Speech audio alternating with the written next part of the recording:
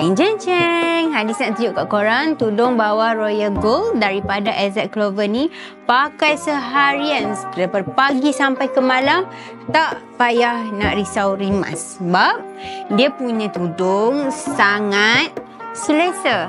And then owning dia tu senang terbentuk, tak payah dah nak betulkan sepanjang waktu. So tudung ni bila kita dah sarung, kita pakai pin dekat bawah dagu ni, and then kita betulkan sikit-sikit je.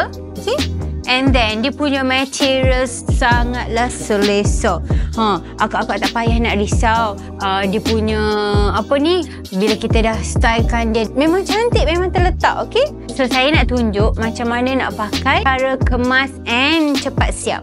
Bahagian ni kita tarik dekat sini and then kita pinkan. Jeng jeng jeng. Lepas tu satu lagi ni kita perlukan ring.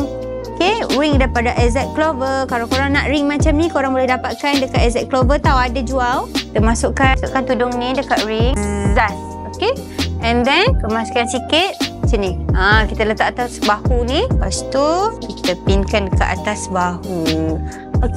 Di sini kita boleh adjust macam mana nak labur. So kita kemaskan macam ni. Dah cantik, dah siap. Pakai sepanjang hari pun selesa. Dia punya material dia sangat best. Dapatkan tudung bawah Royal Gold ni sekarang sebelum sold out. Bye.